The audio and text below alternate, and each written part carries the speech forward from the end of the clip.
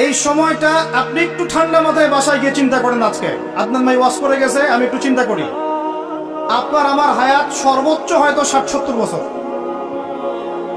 আরো হয়তো আল্লাহ বাড়াই দিলে 100 বছর, এর বেশি গড়াইও আমাদের নাই, আছে?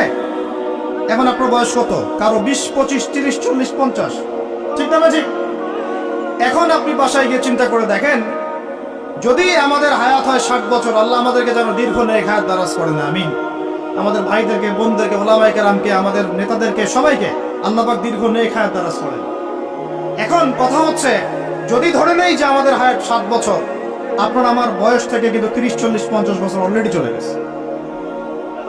এখন চিন্তা করবেন যে এই সময় যেটা চলে গেল, এই সময়ের মধ্যে আমি কতটুকু নামাজ পড়েছি, কতটুকু রোজা রেখেছি, যাকাত দিয়েছি, কতটুকু হজ ফরজ হয়েছে করেছি কিনা, দিনের পথে আমার অবদান কি, দিনের পথে আমার অবদান কি, আল্লাহর দিনকে যে আল্লাহ সাহায্য করতে বললেন আমি কি করেছি, এই 60-70 বছরে কত পাপ করেছি হিসাব নাই।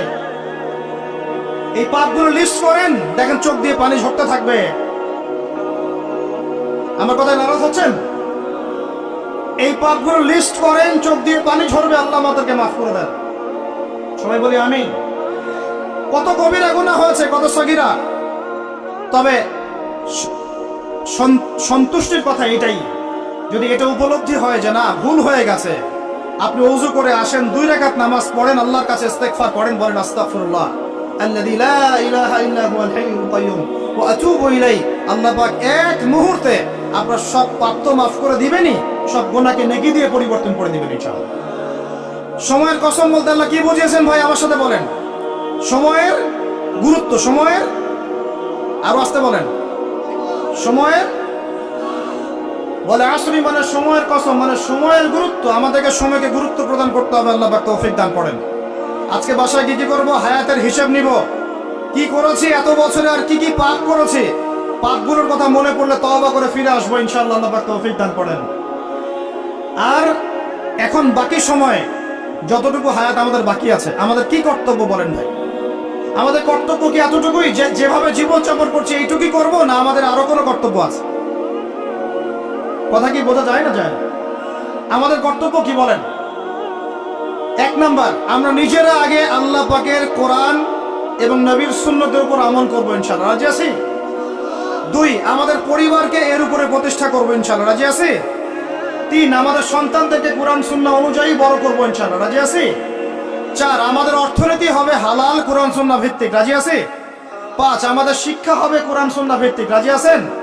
আমাদের সামাজিক যে সিস্টেম এটা হবে কোরআন সুন্নাহ ভিত্তিক, রাজি আছেন?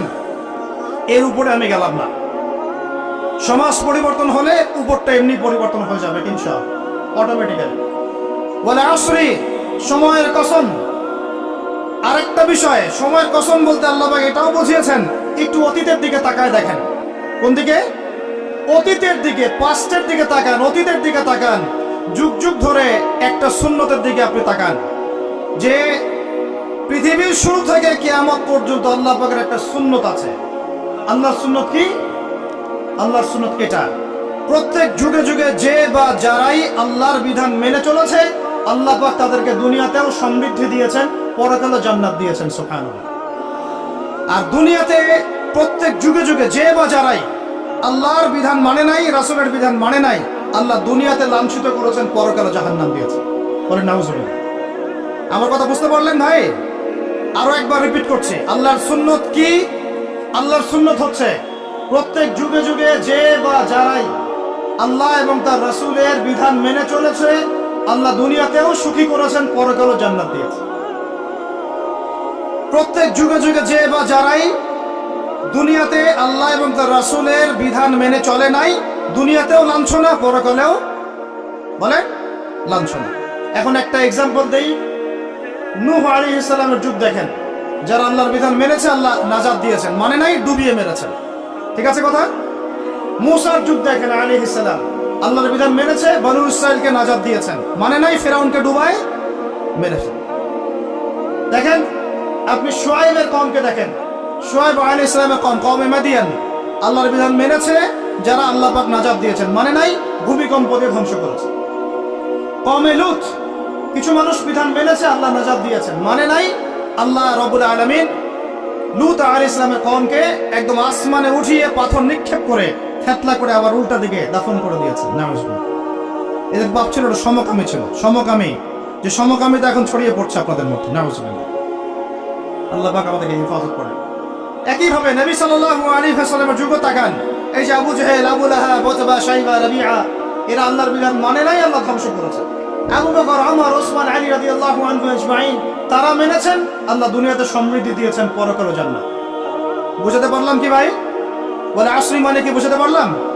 আল্লাহ পাক এই সময়ের কসম করে বলছেন, হে মানুষ শুনো, ইন্নাল ইনসানা লাফি খুসর, সমস্ত মানুষই ক্ষতির মধ্যে আছে। বলেন আউযুবিল্লাহ। এখানে আল্লাহ পাক একদম আমভাবে সবাইকে বলছেন, সবাই ক্ষতির মধ্যে আছে। মানুষের ক্ষতি কয় প্রকার? আমার সাথে বলেন, মানুষের ক্ষতি দুই প্রকার। কয় প্রকার? মানুষের ক্ষতি কয় প্রকার?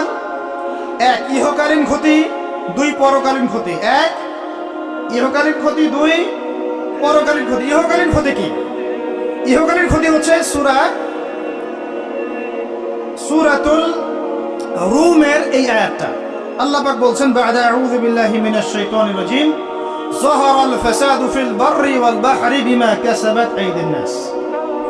আল্লাহ পাক বলছেন, জলে মানে পানিতে, এবং স্থলে মানে এই যে জমিনে, জলে এবং স্থলে যত বিপর্যয়, অরাজকতা, এই যে আপনারা দেখছেন ফাসাদ, ফিতনা যে ছড়িয়ে পড়ছে, এগুলো মানুষের হাতের কামাই। মানুষের হাতের কামাই। বনভূমি উজাড় করেছে কে? জিন না মানুষ? বলেন। এই পরিবেশ নষ্ট করেছে কে? জিন না মানুষ? বলেন। খাবারে ভেজাল দিয়েছে কে? জিন না মানুষ? অর্থনীতির মধ্যে সুদকে ঢুকিয়েছে, জিন না মানুষ? এই বেপরদামি, জেনা, মাদক কে ছড়িয়েছে? জিন না মানুষ? নামাজ কালাম ছেড়ে দিয়ে পাবজি, ফ্রি ফায়ার নেকে পড়ে আছে, জিন না মানুষ? বলেন, জিন না মানুষ? আল্লাহর বিধান বাদ দিয়ে শয়তানের বিধান চালু করেছে কে? জিন না মানুষ? যাহারাল ফাসাদু ফিল বাররি ওয়াল বাহরি বিমা কাসাবাত আইদিন নাস। জলে স্থলে যত বিপর্যয়, অরাজকতা, সমস্যা, এগুলো মানুষের হাতের কামাই। বলি নাউজুবিল্লাহ। আমরা যা করব তাই পাবো। আমরা যা করব তাই। মাদক খাচ্ছেন আপনি, আপনাকে ফল ভোগ করতে হবে। সুদ খাচ্ছেন আপনি, আপনাকেই ফল ভোগ করতে হবে। এই বেহায়ের মতো মেয়েরা চলছে, ওকেই দেখবেন ফল ভোগ করতে হবে। মেয়ের সাথে হারাম সম্পর্ক করছেন, আপনাকে ফল ভোগ করতে হবে। যে পাপ করবে তাকে তার ফল ভোগ করতেই হবে। আল্লাহ পাক আমাদেরকে হেফাজত করেন, মাফ করেন। আমি তাহলে মানুষের একটা ক্ষতি পেলাম, ইহকালীন ক্ষতি। কি ক্ষতি ভাই? আর দুই নাম্বার হচ্ছে পরকালীন ক্ষতি। পরকালীন ক্ষতি কেমন? এবার বোঝেন। এই যে আমরা নিশ্চিন্তে ঘুমাই, সারা জীবন 30, 40, 50 বছর নিশ্চিন্তে কাটাচ্ছি, কোনো ফিকির নাই, নিজের পরিবারের, সমাজের, রাষ্ট্রের, উম্মার কোনো ফিকির নাই, অথচ এই মানুষের সামনে অপেক্ষা করছে মৃত্যু। জি, আজকে থেকে 100 বছর পরে আমাদের মধ্যে কেউ থাকবে না পৃথিবীতে, এটাই সত্য। তারপরে আছে কবরের সওয়াল জবাব, তারপরে মিজান, এই পুলসিরাত, পুনরুত্থান, জান্নাত, জাহান্নাম, এগুলো আমাদের সামনে অপেক্ষা করছে। আর সেই মানুষ নিশ্চিন্তে বসে বসে মেয়ের সাথে টাঙ্কি মারে। সেই মানুষ বাইক নিয়ে একটা মেয়েকে নিয়ে ঘুরছে। সেই মেয়ে একটা ছেলের সাথে চটপটি ফুচকা খায়। সেই লোক আল্লাহর বিধানকে সরাই দিয়ে শয়তানের বিধান চালু করা শুরু করল। সেই ব্যক্তি সুদ খাচ্ছে। সেই ব্যক্তি ট্রান্সজেন্ডার এই মতবাদ প্রমোট করতেছে। হ্যাঁ, সেই ব্যক্তি শিক্ষার মধ্যে ইসলাম ভিত্তিক বিষয় ঢুকাই দিল। অথচ এই মানুষের সামনে পরকাল অপেক্ষা করছে। একদম টেনে হিস্ট্রি আল্লাহ পাক সামনে নিয়ে দাঁড় করাবেন, দাঁড় করে জিজ্ঞাসা করবেন। তাহলে আমরা কত অপদার্থ, কত বোকা, আমরা কি বুঝতে পারছি ভাই? একটু বুঝতে পারছেন কি? আল্লাহ পাক সূরা আহজাবে এটাও কিন্তু বলেছেন যে ইন্নাল ইনসানা যালুমান জাহুলা ওয়া লাকাদ আরাদনা আল আমানাতা আলা আস-সামাওয়াতি ওয়াল আরদি ওয়াল জিবালা ফাআবাইনা আন ইয়াহমিলনাহা ওয়া আশফাকনা মিনহা ফাহামালাহা আল ইনসান। সুবহানাল্লাহ। শুকরিয়া, আল্লাহ পাক মনে করাই দিয়েছেন। আর একটা যদি না বলতে পারতাম, মনের মধ্যে একটা অতৃপ্তি থেকে যাইত। আল্লাহুম্মা লা ইলমা লানা ইল্লা মা আল্লামতানা ইন্নাকা আনতাল আলিমুল হাকীম। আলহামদুলিল্লাহ। আয়াতের অর্থ শুনেন। মানুষ যে জালেম, জাহেল, আমরা যে অপদার্থ, আল্লাহ পাক কি বলছেন শুনুন। আল্লাহ বলছেন, ওয়া লাকাদ আরাদনাল আমানাতা আলা আস-সামাওয়াতি ওয়াল আরদি ওয়াল জিবাল। আমি ইসলামের এই আমানত, শরিয়াত, কোরআন হাদিসের এই যে আমানতটা, এটা আসমান সমূহকে দিতে চেয়েছিলাম, তোমরা কি নিবা? আমি জমিনকে দিতে চেয়েছিলাম, তোমরা নিবা? আমি পাহাড়কে দিতে চেয়েছিলাম, তো আমানত কি নিবা? ফাআবাইনা, তারা বলেছে না, নিতে পারবো। ওয়াশফাকনা মিনহা, তারা অক্ষমতা প্রদর্শন করেছে। ফাহামালাহাল ইনসান, মানুষ সে আমানতটা কাঁধের মধ্যে বহন করেছে। আমরা সে আমানত কি করেছি ভাই? কাঁধে বহন করেছে। আল্লাহ পাক বলেন ইন্নাল ইনসানা যালুমান জাহুলা, মানুষ কত জালেম, মানুষ কত জাহেল। আমাদের সামনে পরকালীন এই কঠিন জবাবদিহিতা অপেক্ষা করছে। এরপরে আমাদের জীবনযাপন পদ্ধতি দেখলে মনে হয় যে আমাদের মধ্যে আর গরু ছাগলের মতো করে পার্থক্য। ইন্নাল ইনসানা লাফি খুসর, বুঝতে পারলেন? আচ্ছা, আল্লাহ পাক এবার আমাদেরকে বলছেন আচ্ছা ঠিক আছে, 4টা গুণ অর্জন করো। কয়টা ভাই? একটু বসেন, সবর করেন, আমরা অনেক লম্বা আলোচনা করব না, আমরা বুঝতে পারছি রাত অনেক গভীর হচ্ছে, আমরা সংক্ষিপ্ত করবো ইনশাআল্লাহ। আমার সাথে বলেন কয়টা গুণ অর্জন করব? আল্লাহ পাক বলছেন এই 4টা গুণ যারা অর্জন করবে তারা ওই ক্ষতি থেকে বেঁচে থাকবে ইনশাআল্লাহ। সুবহানাল্লাহ। দুনিয়াতেও তারা সফল হবে, পরকালেও সফল হবে ইনশাআল্লাহ। আল্লাহ বলছেন ইল্লাল্লাযীনা আমানু, তারা নয় যারা এক ঈমান এনেছে, তারা ক্ষতির মধ্যে নাই, যারা ঈমান এনেছে। 2 ওয়া আমিলুস সলিহাত, সৎ আমল সম্পাদন করেছে। কি আমল? সৎ আমল। তারপরে ওয়া তাওয়াসাউ বিল হক, পরস্পরকে সত্যের উপদেশ দিয়েছে। কিসের উপদেশ? সত্যের। 4 ওয়া তাওয়াসাউ বিস সবর, এবং পরস্পরকে ধৈর্যের উপদেশ দিয়েছে। কয়টা বললাম বলেন তো ভাই? আমার সাথে বলেন। 1 নাম্বার কি? 4টা গুণাবলী অর্জন করলে ক্ষতি থেকে বাঁচতে পারবো, অন্যথায় কোনো সুযোগ নাই। যত বড় ফকিহ হন, আলেম হন, মুহাদ্দিস হন, মুফাসসির হন, পলিটিক্যাল নেতা হন, কোনো লাভ নাই, কিচ্ছু হবে না পরকালে, একদম নাজাতের রাস্তা বন্ধ যদি 4টা গুণাবলী অর্জন না করতে পারি। কয়টা ভাই?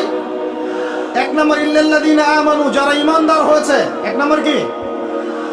ঈমানদার হয়েছে, পাক্কা ঈমানদার হয়েছে। 2 নাম্বার ওয়া আমিলুস সলিহাত, সৎ আমল করেছে। কি আমল? ওয়া তাওয়াসাউ বিল হক, হকের দাওয়াত দিয়েছে। কিসের দাওয়াত? 4 নাম্বার ওয়া তাওয়াসাউ বিস সবর, ধৈর্যের দাওয়াত দিয়েছে, ধৈর্যের উপদেশ। কিসের উপদেশ? এটা কি শুধু একজন ব্যক্তির উপরে বর্তাবে না সবার উপর দায়িত্ব? এই সূরায় কি শুধু আলেমদেরকে উদ্দেশ্য করা হচ্ছে? শুধু মুফাসসিরদেরকে, শুধু মুহাদ্দিসদেরকে, শুধু বক্তাদেরকে, নাকি সবাইকে? এই সবাই মিলে যখন এই 4টা গুণাবলী অর্জন করবেন, দেখবেন ইনশাআল্লাহ দুনিয়াতেও বিজয় আমাদের, পরকালে আমাদের।